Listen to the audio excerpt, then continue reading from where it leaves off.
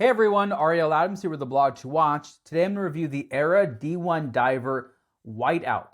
This is a special limited edition version of the Aera D-1 Diver that the company did in collaboration with United States brand and designer Todd Snyder.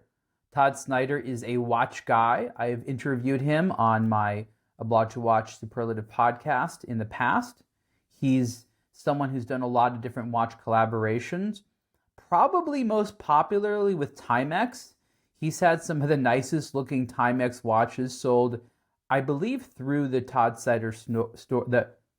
He's had some of the nicest Timexes I've seen, and most of those are sold through the Todd Snyder store, maybe also through the Timex store, and most of those are just a few $100s. But Mr. Snyder is a watch guy, and he was hooked up with Aera.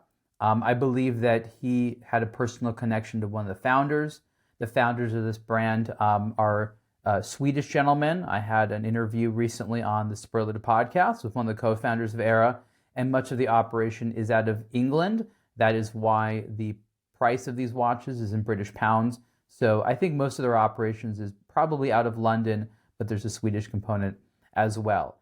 This watch, I think, is particularly important for the Swedish connection because this is the Whiteout.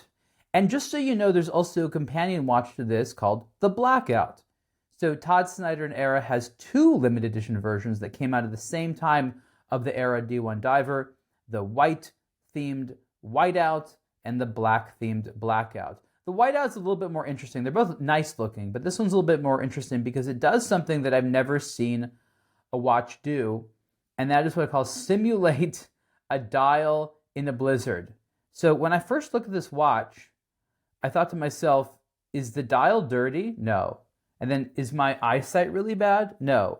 There's an effect that happens. It may not happen here because the lighting is supposed to be good so you could see the watch, but much of the time when you gaze into the dial, and I want you to know that the dial is actually curved. That's one of the most expensive parts of this watch, is rather than have a flat stamped dial, the edges of the dial, the edges, the wall of the dial is curved upwards, which creates a very nice look.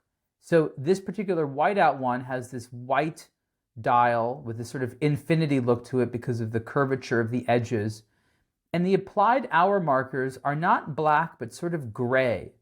And it creates this sort of visual blurring effect.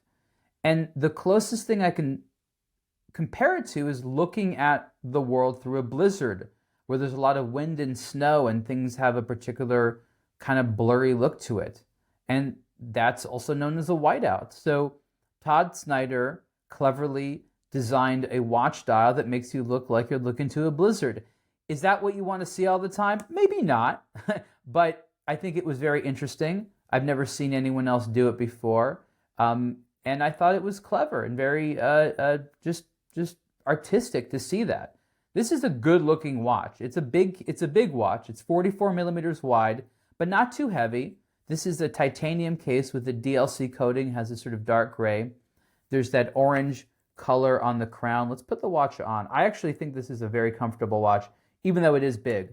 As I said, the case is 44 millimeters wide. It is, I think, 15.9 millimeters thick. So it's very Panerai-esque, if you know what that means. It's big, but it kind of looks good as an oversized timepiece. You have this sort of maximalist, this big bezel, kind of thick walls, nice big hands, easy to see hour markers, no minute scale, similar to how you would have it on a Panerai. It's a good looking dial. It takes the essence of a dive watch and makes a very fashionable interpretation of it. I think one of the interesting things that I mentioned in the written review that is not published as of the time of me doing this video, but probably will be by the time you see this video. But one of the things I mentioned is how the little counterweight, the little circle there at the counterweight on the seconds hand, is designed to go right over the A on the logo. So it's supposed to perfectly frame it there, and that's something that they intentionally designed. Inside the watch is a Swiss-made Sellita SW200-1 automatic movement. Pretty standard stuff for a watch like this.